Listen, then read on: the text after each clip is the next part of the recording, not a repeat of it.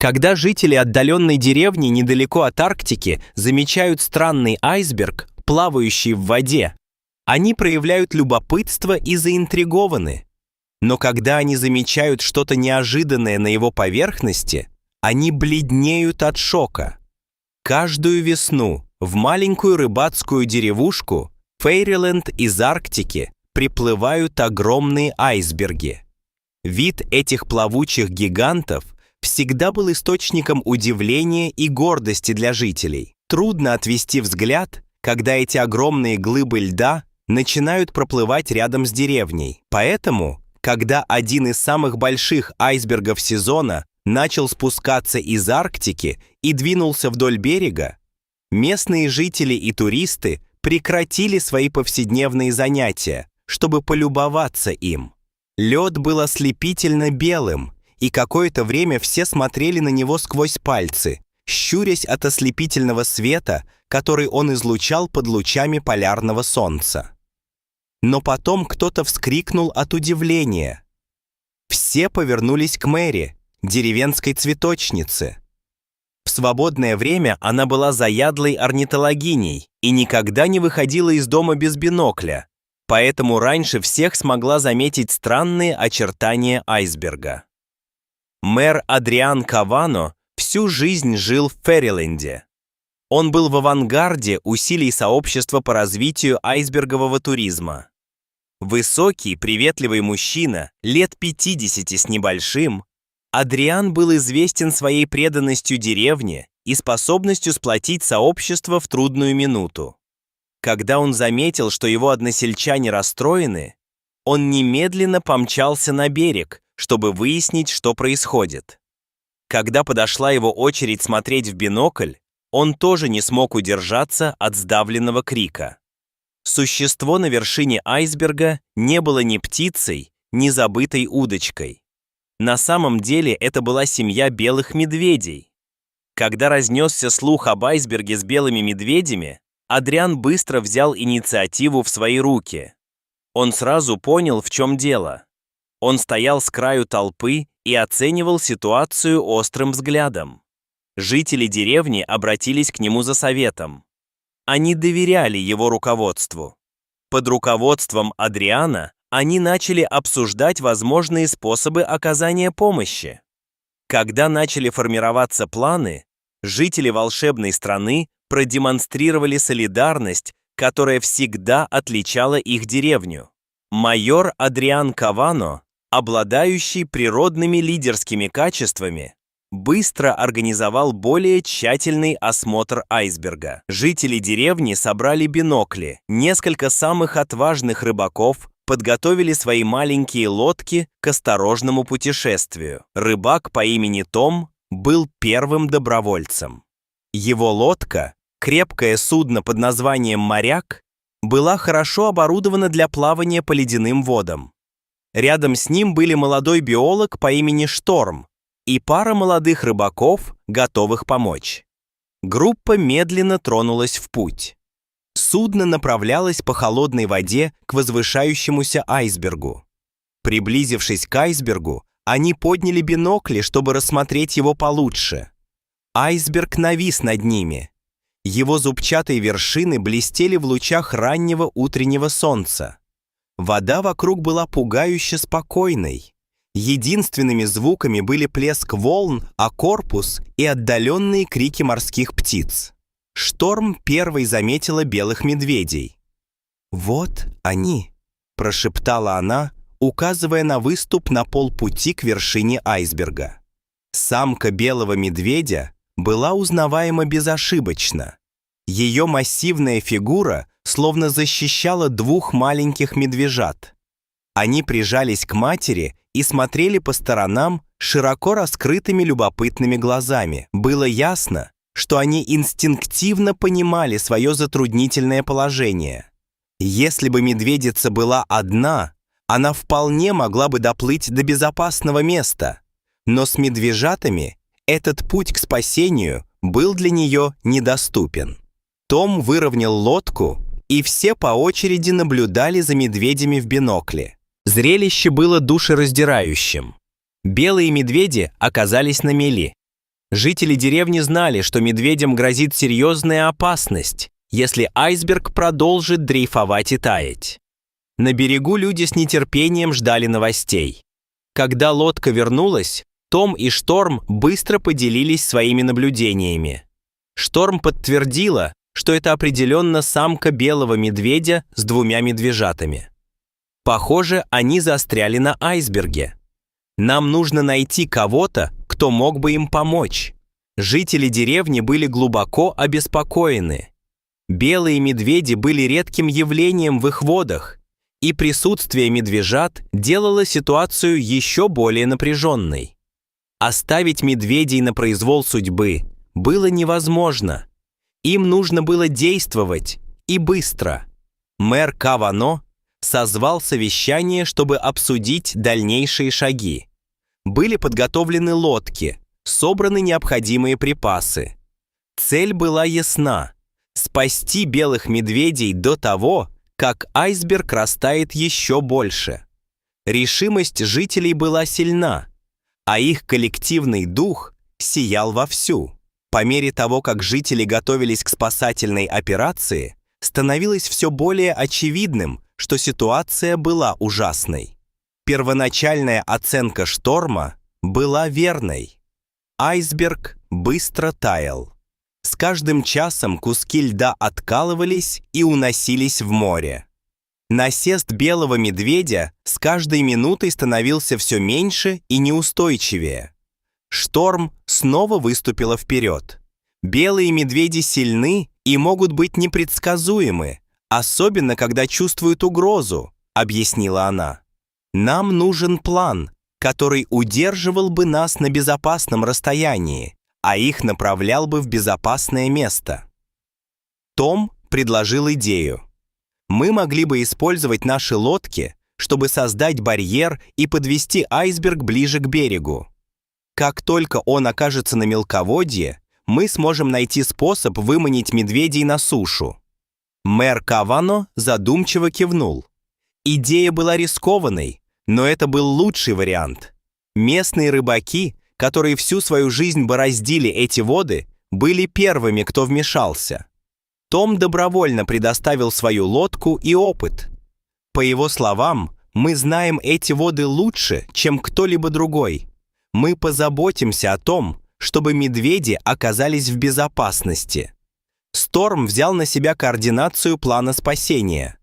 Она обрисовала стратегию и подчеркнула важность обеспечения безопасности как медведей, так и спасателей. «Нам нужно слаженно работать вместе», — сказала она. «Наша цель — отвести медведей в безопасное место, не причинив им никаких страданий». Волонтеры со всей деревни предложили свою помощь. Одни принесли сети и веревки, другие – продукты питания и медикаменты. Местный хозяйственный магазин пожертвовал материалы для строительства временных вольеров для медведей. Все собрались вместе с единственной целью – спасти выброшенных на берег белых медведей. План спасения предусматривал использование рыбацких лодок для создания плавучего барьера вокруг айсберга. Это помогло бы направить медведей к берегу, чтобы они не почувствовали себя в ловушке или опасности. Шторм объяснил, что им нужно быть терпеливыми и нежными и позволить медведям двигаться в их собственном темпе. Как только медведи подойдут достаточно близко, мы с помощью сетей и веревок проложим путь к временному вольеру, сказала она. У нас наготове транквилизаторы на случай, если медведица начнет волноваться, но мы воспользуемся ими только в крайнем случае. Рыбаки отправились устанавливать свои лодки. Другие подготовили сети и веревки на берегу. Это была тщательно скоординированная работа. Каждый человек сыграл важную роль в операции.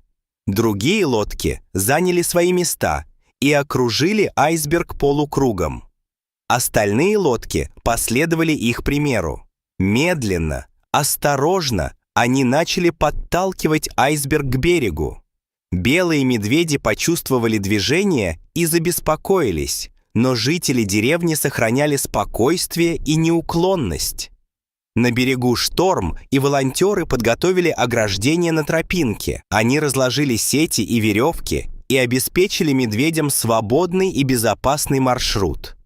По мере приближения айсберга белые медведи становились все более встревоженными. Медведица расхаживала взад-вперед. Ее взгляд был прикован к приближающейся земле. Медвежата прижались к ней. Жители деревни наблюдали за происходящим, затаив дыхание, готовые действовать в любой момент. Когда айсберг оказался в пределах досягаемости, рыбаки подали сигнал береговой команде. Совместные усилия жителей деревни принесли свои плоды. Они объединились и использовали свои навыки, ресурсы и непоколебимую решимость, чтобы спасти белых медведей. Теперь, когда белые медведи в безопасности во временном вольере, следующим шагом была их транспортировка в подходящее место обитания. Жители деревни заказали лодку побольше из соседнего города, чтобы помочь в путешествии. План состоял в том, чтобы доставить белых медведей в заповедник дикой природы, где они были бы в безопасности и о них заботились. Однако, когда они начали готовиться, быстро возникли непредвиденные проблемы. До сих пор погода была благоприятной, но затем все резко изменилось. На горизонте собрались темные тучи, и море стало еще более неспокойным. Жители деревни привыкли к капризному характеру океана. Они знали, что должны действовать быстро, пока условия не ухудшились. Том и другие рыбаки руководили работами на воде и координировали свои действия с командой более крупной лодки.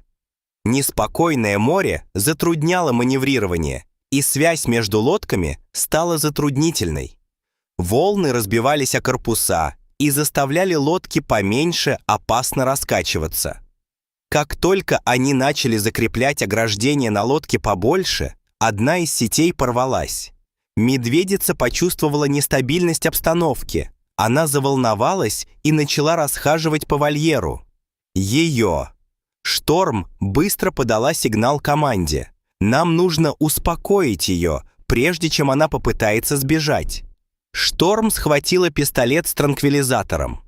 Она была готова пустить его в ход в случае необходимости, но знала, что важно сохранять спокойствие, чтобы предотвратить дальнейшие неприятности для медведей. В довершение всего, один из двигателей на большой лодке начал барахлить.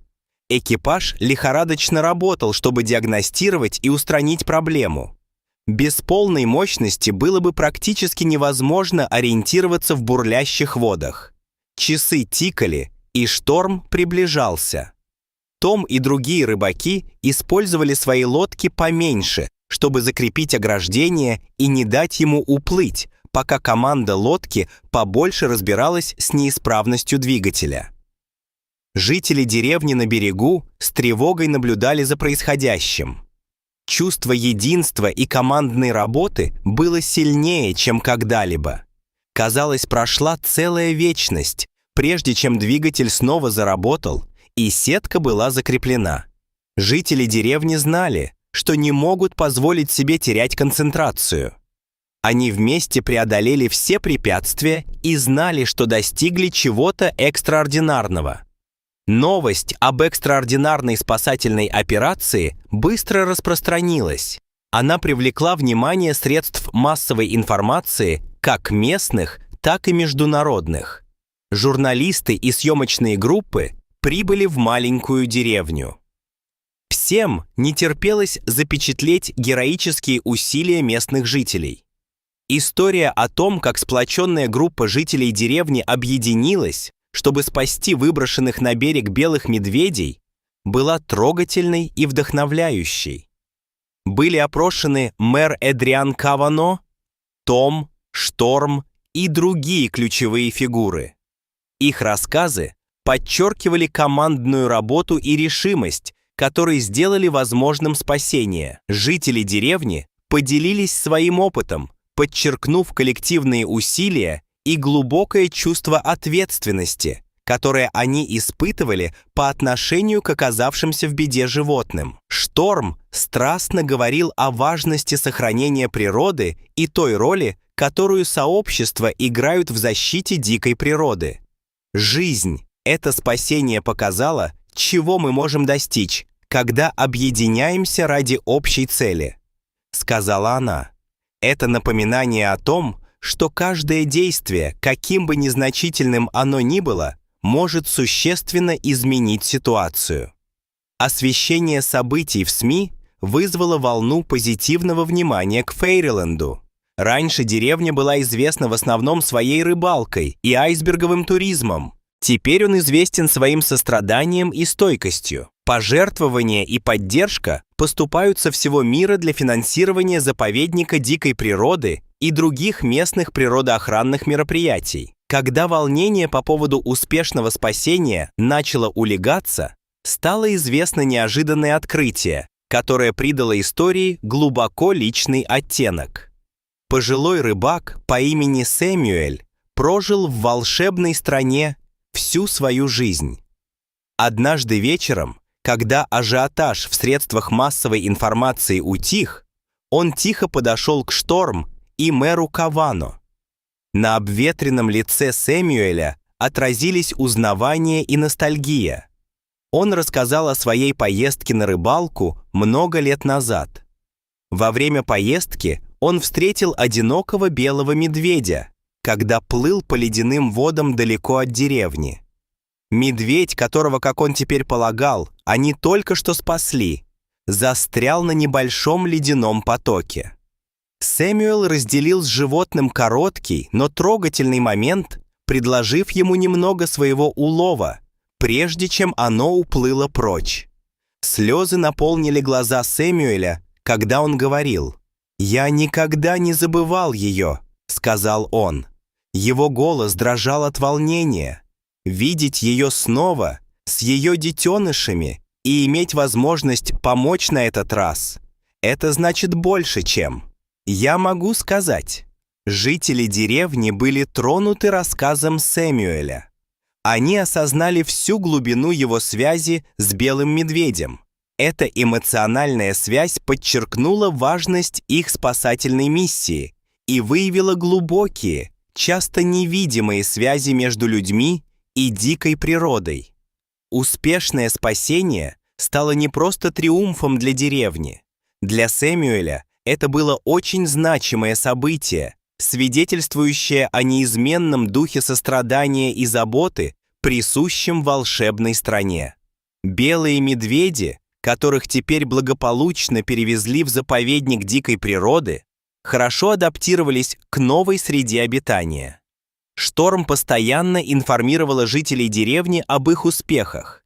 Она поделилась фотографиями и отчетами, на которых видно, что медведица и ее детеныши процветают. Эта постоянная связь с медведями еще больше укрепила связь между деревней и животными, которых они спасли. Внимание средств массовой информации, привлеченное спасением, продолжало освещать сказочную страну в позитивном свете. История храбрости и сострадания жителей деревни была показана в многочисленных новостных статьях, документальных фильмах и даже в коротком сюжете популярной программы о природе.